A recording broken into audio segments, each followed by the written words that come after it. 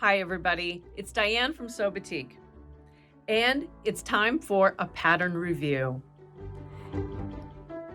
This past week, I was following our great designer from Itch to Stitch and decided that I was going to make this faz top. At first I looked at it and thought, what a great cardigan, because it is a button down or snaps. And it's just a simple short sleeve or long sleeve top. And she calls it a top. And so a lot of the people that have been testing the pattern and showing this pattern on her group, the Itch to Stitch group, are all tops. And so I think it is one of these garments that is very versatile. You can wear it as a cardigan over, say, another one of our tops, or you can wear it as a top itself, as a button down. And I am wearing my version of this top, and I made it from our Batik Cotton Jersey Knit. And this is the Phoenix motif in the shade of Twilight Blue. And as you can probably see, I do a lot of stuff in blue. I absolutely love blue.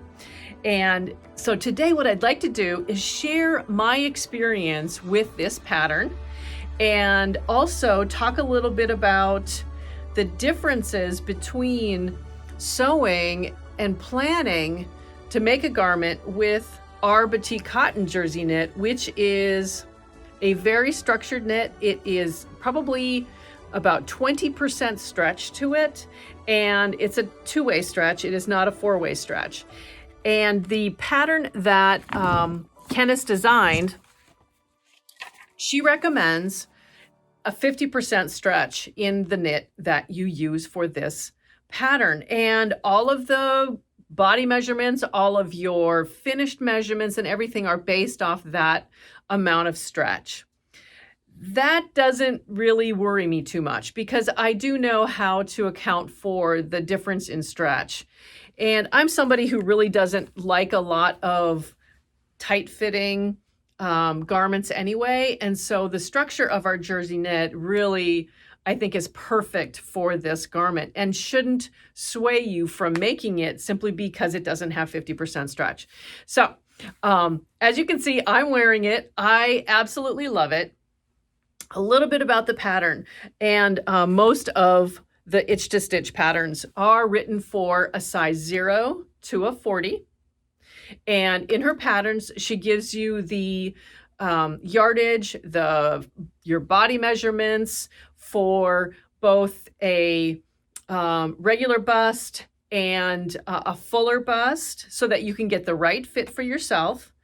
And following the measurements, I can honestly tell you, if you measure yourself every single time and compare it to the pattern measurements, you can't go wrong. It's amazing. And what I did is I did measure myself, and I used the pattern, and I always mark. I take the body measurements and I circle what mine are, and I am never a straight, say, size 10. So I have to do a little bit of adjusting. And I downloaded the pattern because these are patterns that are PDF downloadable. And I print them out on, I have a whole bunch of blue paper. And so I print them out on my blue paper and I trace them. And what I do with my PDF pattern is I unselect the layers that I don't need. So I needed from a 10 to a 14, and I printed those, and I can follow and grade it from a 10 to a 14. And that's what I do. And I would say that the ease of this pattern, and what I mean by ease is not how simple it is to do, but the ease of the fabric against your body is, of course, a knit, so it's going to be a negative ease. I continue to stick with my sizes from a 10 to a 14, knowing that the knit would hug a little bit.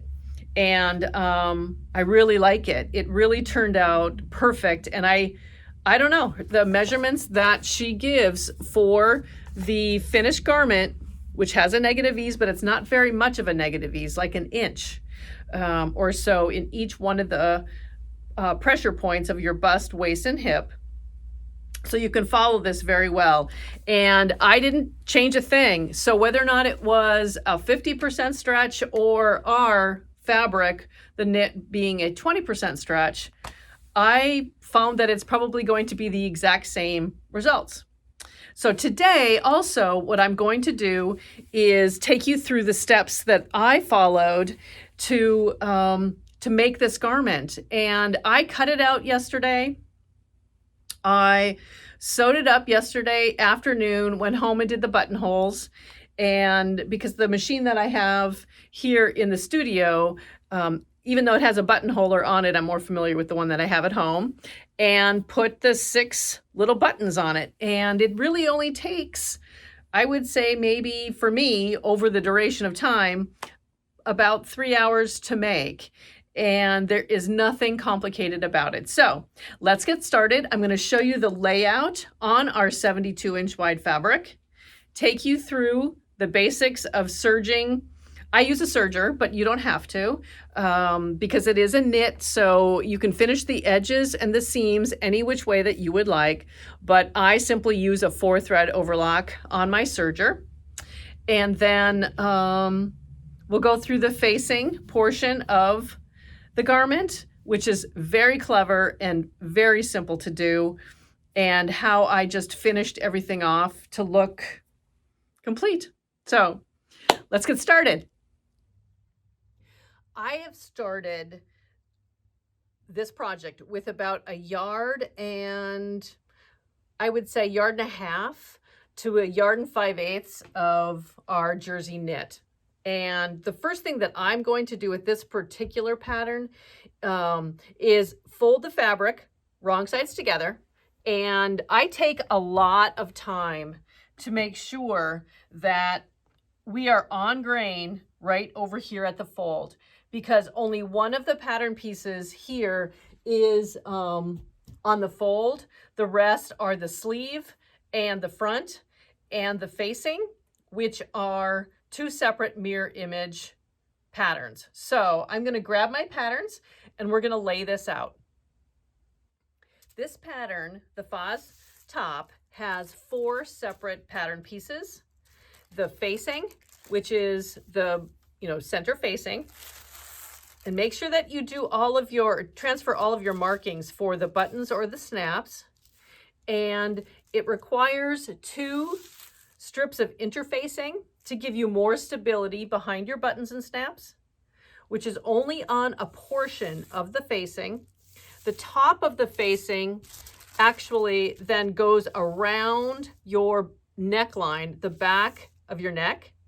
And so this will have a little bit of play in it. But so we're going to set one of these down so we can cut 2 mirror image.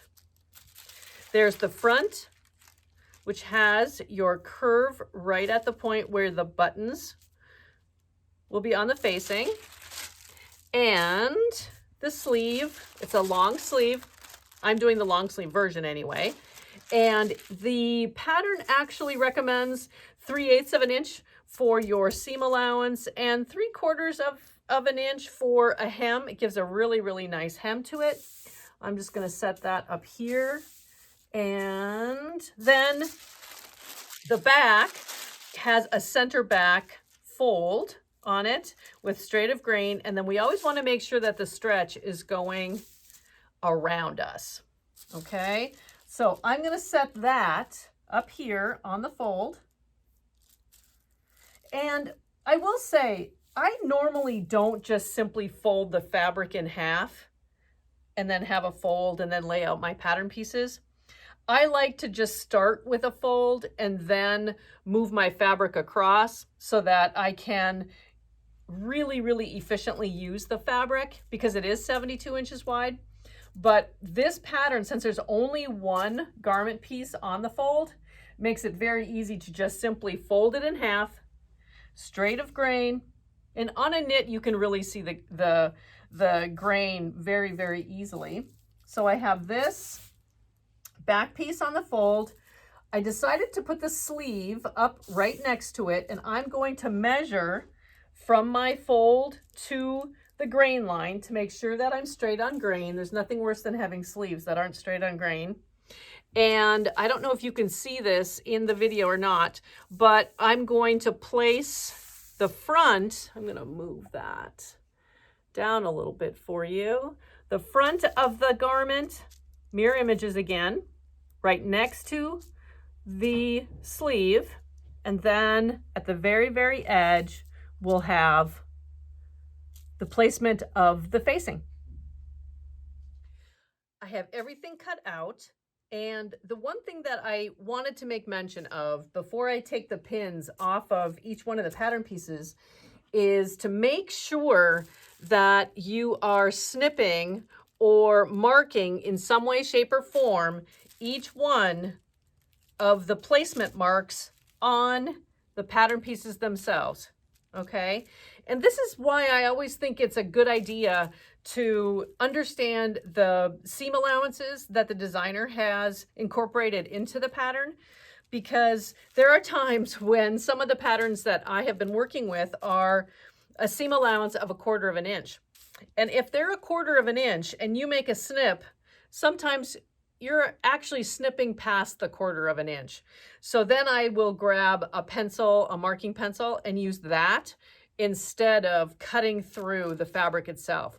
But 3/8 of an inch, I can pretty much do a smaller snip and make sure that I'm not changing anything or cutting too far into the fabric, so that when I sew with a serger or even just a traditional sewing machine, I don't have that break in the thread that I probably could have caused. So make sure that you do all of that. And then since we're working with a knit, I do use a stay tape to help secure the shoulders. And I just take a moment and measure across the top of your shoulders, and I cut 2 pieces. And then I move on. If you don't have stay tape, just cut from your fusible interfacing a strip that you can fuse to the top of your shoulder seam. And typically I put that on the back of the garment. To me, it doesn't matter, it's in the seam. So just make sure that you've added some form of support so that when you're putting your garment on and off, and it just helps secure the stretch that you may or may not incorporate into the shoulder of your garment, or any other pinch point that you would like to have more secure. The next thing that I'm going to do is cut out my interfacing that I need for the front facing to help with more stability behind each one of the buttonholes. And so I'm going to take a moment here and cut out the interfacing, and then I'm going to fuse it to the wrong side of my facing, and we'll get started sewing here in a moment. The first step that we go through right now is to stitch the shoulder seams, the front of the garment to the back of the garment, and this is when I add my stay tape. So on the table, I'm going to lay out the 2 front pieces side by side, like that, with the right sides up. Then I'll lay down the back and line up my shoulder seam. And this is very nice because the shoulder seam here at the neckline of the back actually gives you that 3/8 of an inch indentation there. So don't try to stretch this in any way to line up your exact shoulder. It has already allowed for the 3/8 of an inch seam allowance. So I take my stay tape, I know it's very hard to see there, and I just run it along the edge of the fabric because it'll get stitched into the serging that I do along the top there. Now, if you're using interfacing, then before you put these together, definitely press the interfacing to the back of your garment and have it ready to go. And then we're going to, I'm just going to pin this real quick to make sure everything stays together. And we'll do this on both sides.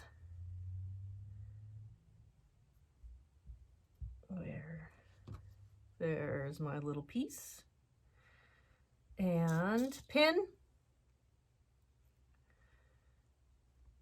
here, and then I'm going to go to the serger and serge those seams and clip my threads. Now, throughout this little video, I'm not going to show you the serging portion of it simply because it gets a little monotonous. You know how to serge. So I'm just going to serge across the shoulder here and here, and we'll be right back because the next thing we're going to do is add our sleeves. As you can see, I serged the shoulder front and back together, and the stay tape just sits right inside that seam and will add a lot of stability to the shoulder itself. I finger press this seam myself. I don't really go to the iron and press it, but I just sort of finger press it. And the next thing that we're going to do is add our sleeve. And when you're working with knit like this, and I think specifically with the recommendation of a 4-way stretch knit that she has designed this garment for, you don't really need to do any kind of stay stitching on the shoulders or the back facing of the garment or anything. And the knit itself will allow you to move it just a little bit if you need to, but it's very, very stable. And so I actually start pinning. I match my my guides all the way along, as well as the center of your shoulder to your seam. All the way along the edge of the arm opening here.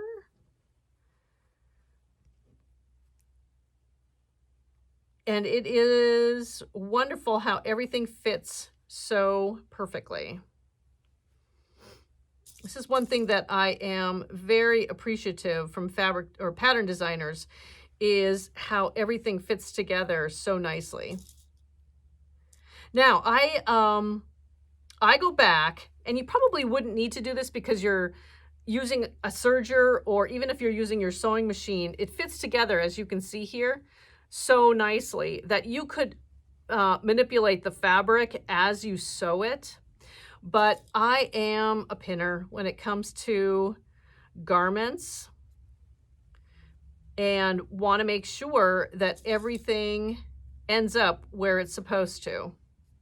And I know I have a lot of friends who will take this to their traditional sewing machine first, stitch their seam, and then go back and finish the edge with either a zigzag on their sewing machine or serge the edges together. What I'm going to do, since I know I've made this before, I find it very, very simple to just simply sew the shoulder to the opening of the front and back on my serger. So that's what I'm going to do now. I'll finish this side, I'll do the other sleeve, and then we'll continue with the process. Our sleeves are now attached to the front and the back of the garment. And the one thing that I also want to mention, and sometimes it is obvious in the illustrations, or if you've been trained in a specific way to sew your garment, it is really a benefit to making sure that the sleeve is on the bottom and your front and top portion of your garment are on top when you run this through your sewing machine or serger. I find it so much easier to run it that way because this is your flattest surface. There's more fabric on the front and the back of your garment than there is on the sleeve. And so that's flat. You don't have to worry so much about where this fabric might be running underneath So that is one thing that I just wanted to say is depending on how you sew your garment together, I like putting the sleeve on the bottom as I serge my seams. Okay? The next step is to sew our sleeve closed and the side of the garment. And what I do here is I will start at the edge of the sleeve, pin at my underarm seam here, and all the way down to the edge. And there are additional markings to make sure, both on the sleeve and on the body of the garment, to make sure that you are not stretching the fabric in any way, shape, or form. So let's get started doing that. But the first thing that I do want to say, I'm going to go back for just a moment, is I do take the time to think about how I'm finishing my sleeve of the garment, because I find it so much easier to put a finished edge on the sleeve when it is flat and open than when it's already sewn as a tube. So I do, and I will, take a moment and run the edges of my sleeve through the serger to give it a finished edge, and then pin and stitch up my side seams on both sides of the garment. Okay, the side seams are sewn and everything matches up very, very nicely, and it's starting to take shape.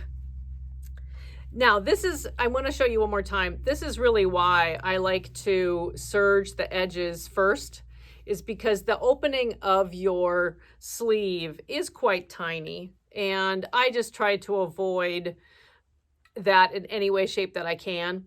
And I will next go to my iron, press this up using my little pressing guide, 3/4 of an inch. We're going to press that and then go to my traditional machine and finish that edge. I'm also going to do that with the entire hem of the garment. And what I do on the hem is serge the edge, much like I did the sleeve. I'll go to my iron and ironing board and press that up 3/4 of an inch, and then stitch along the edge of that, giving it a really, really nice hem. And again, that's about 3/4 of an inch that I'm going to hem this. And once we're done with hemming both the sleeve openings and the hem of the garment, it's time to go back and work on the facing, which is super, super simple. We have finished the edge of our sleeves and the hem of the garment, and it looks really, really great. So it's time to flip this inside out, because those are all done. Anything that we need to do here is completely done. Now, if you're a presser and want to press any of the seams, go right ahead. With the knit, I really don't press very much. I just let it kind of be, because once you put the garment on, it is a little bit snug. Remember, it's a knit. And so, I don't know. I don't think you need to press any seams, and I think it just really helps on the fabric as well. So there's our finish. The next thing, and the next step, I should say, is the front facing. And so everything about the garment is done except for adding the facing around the front and the back neck. I'm going to set this aside, and the next step, I'm going to talk about two different things. We cut out 2 front facings, okay? And I added interfacing to press the interfacing to the bottom portion, which is running along the front of your garment. What we're going to do now is stitch along We need to attach these to each other to make one long facing. So go to your sewing machine or serger and 3/8 of an inch along there. While you're sitting there, don't move. On each one of the ends, the short ends, right sides together and stitch your 3/8 of an inch. Do that on both ends. Again, right sides together and stitch along those ends, and then fold that inside out. So we will be working with a facing that is right side out. But do your stitching first, and we'll come back and get all this ready to attach to the front of our garment. Okay, so the facing now is pressed in half. So we have right sides out going all the way along the facing. And the one thing that I did want to mention too is, and you'll probably see this when you're sewing yours and pressing, is I did use the edge of my seam gauge inside, if I can get that in here now, and just made sure that I have a very square square edge of the facing, because that is going to align with the hem of your garment right at the front. Okay. And this is probably the difference between a fabric that has 50% stretch and fabric that does not, which is, ours is 20% stretch, is that the facing here does need to stretch a little bit in order to make its way around a curve. And because this is just straight knit fabric, and the grain of the knit is straight, it's not going at a bias or anything. And so its intention is not to stretch. And the interfacing down below, which will be the front of the garment, of course, does not stretch because it has been interfaced right there. So once we get around the curve up here, we want to make sure that this moves with us and stretches around the outside. So what I did is I started in the center back. I always start at the various points. And again, right sides to right sides. I pinned each one of the little areas together, or you can use clips, whatever it happens to be that you enjoy. And then there are markings here, your markings, where the markings on the facing need to match your shoulder seam and that next marking. So that fits very, very nicely right there. And I'm just doing the major points here so that you can see you're going to have to go back and do a little bit of stretch. Now the front edge does meet with the hem. And that's why it's important that you hem the garment first. Everything needs to line up right at the bottom. Okay. And I'm just going to put a pin there. And there is, let me run my fingers along here. There's going to be there we go. Another mark right where the curve of your front facing starts to turn. And so let's put a pin right there. This is going to be the straightest edge here. Okay, so that I don't really worry about so much, but we want to make sure that we can work around this curve. And as you can see, when I pressed my facing, I stretched it just a little bit to give it a little bit more ease. And stitching around here now will be very, very simple to do. So I'm going to pin this in a couple of spots. And I'll do the same thing on the other side. Now we want to make sure that our neck will fit the back facing. And that looks very, very nice. And the one thing I'm going to say on this too, as I work around the tops, is is that when I sew this, I'm going to flip this. I want to match my seam to the direction that it was placed when I sewed the shoulder. So I have a flat seam going across my shoulder. So there we go. Here's the next mark to match. But what I wanted to say is, even though I am pinning this from the top of the garment up so that you can see the facing, I'm doing that for one reason, just so that you can see how to pin it together.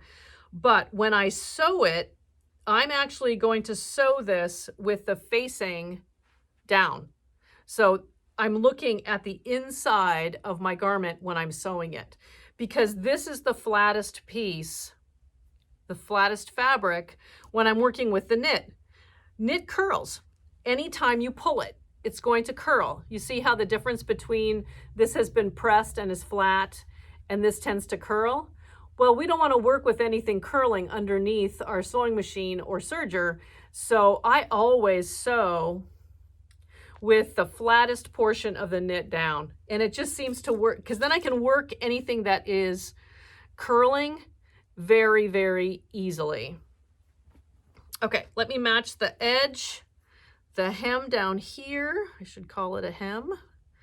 And then we can work it the rest of the way to make sure that everything fits and aligns really nicely. And it is, again, it's a very, very well designed and well written pattern, and it's so easy to work with.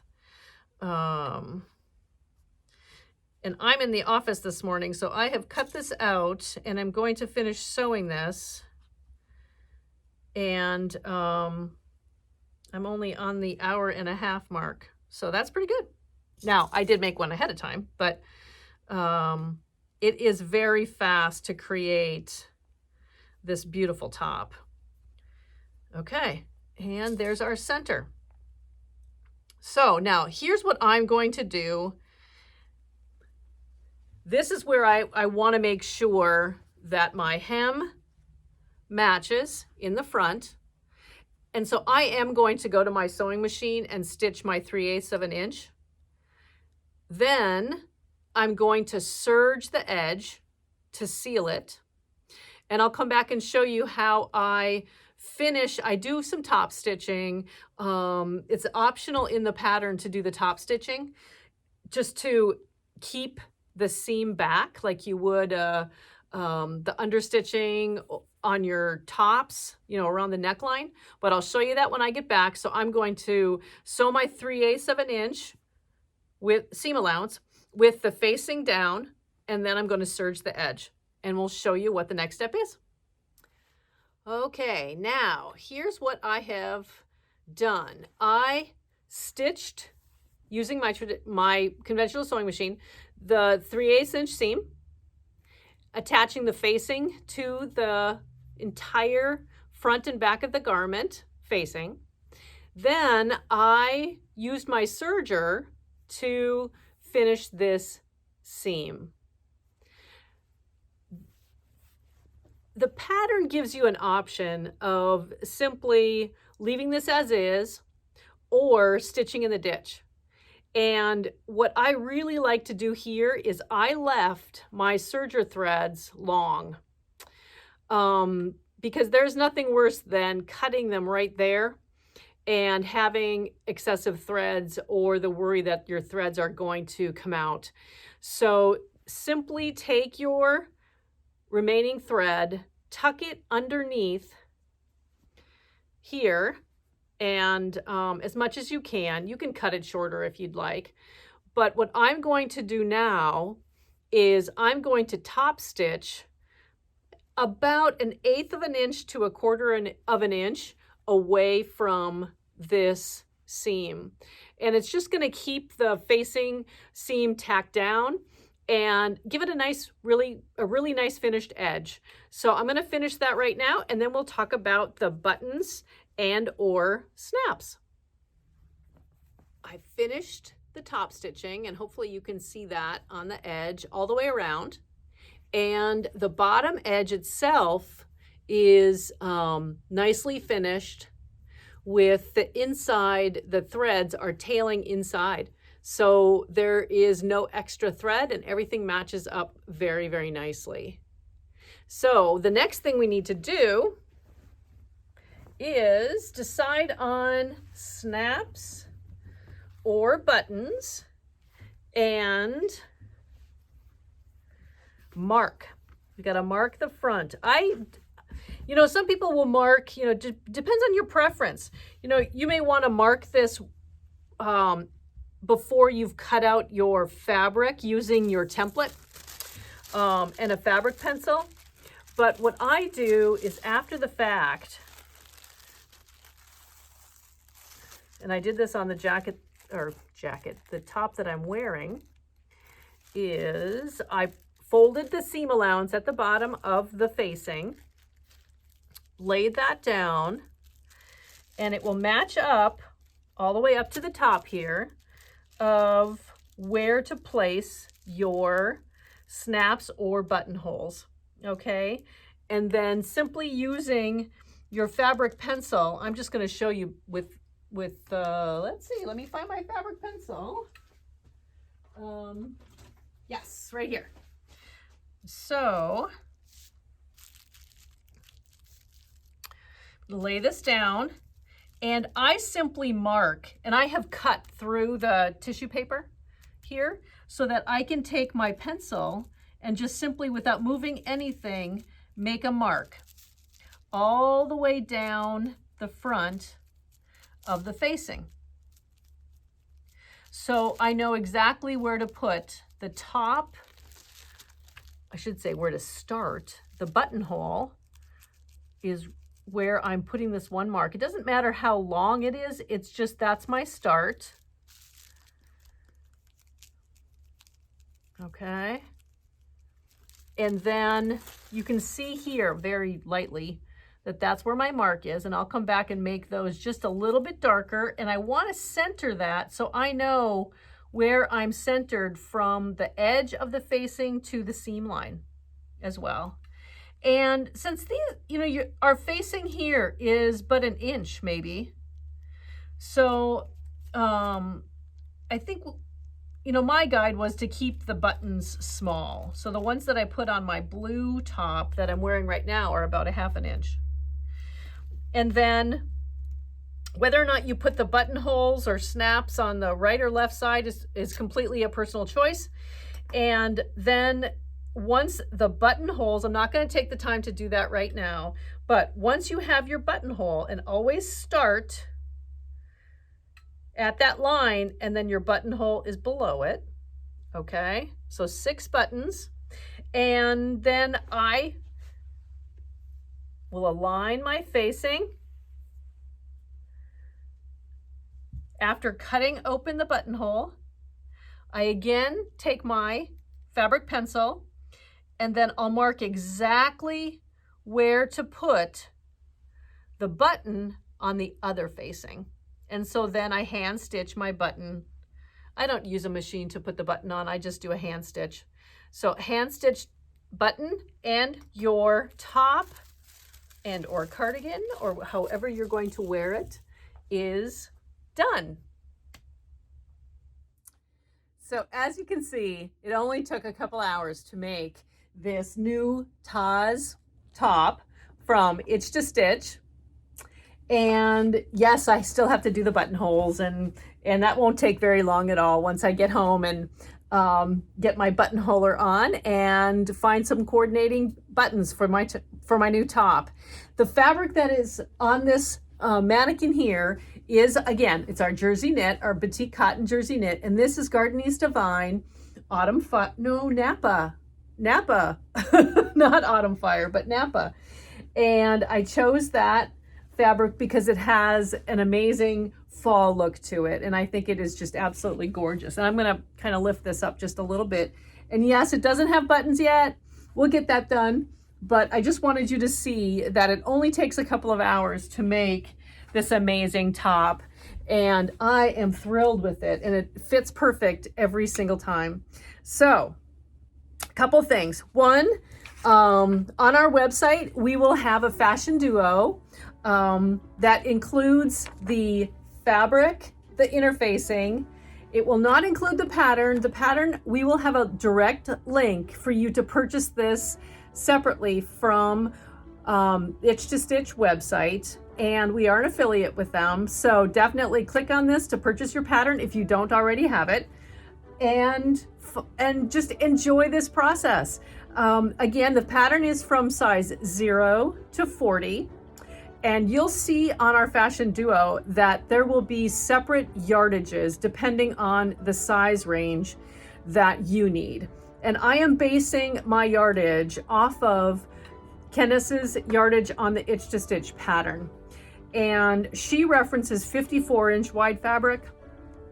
And with the 72-inch wide jersey knit that we have, I found that there wasn't enough of a difference of that 54 to 72 to change any of the yardage recommendations because of the design of the pattern, and I just never could shrink it up to be anything less than that. So we're going to work with those yardages, and you need some interfacing, a little bit of stay tape if you're not using interfacing, and coordinating thread, 6 buttons or 6 snaps that are 1/2 inch to 3/8 of an inch. They just need to be very, very small because the facing here is about 1 inch wide or so. So don't overplan your buttons.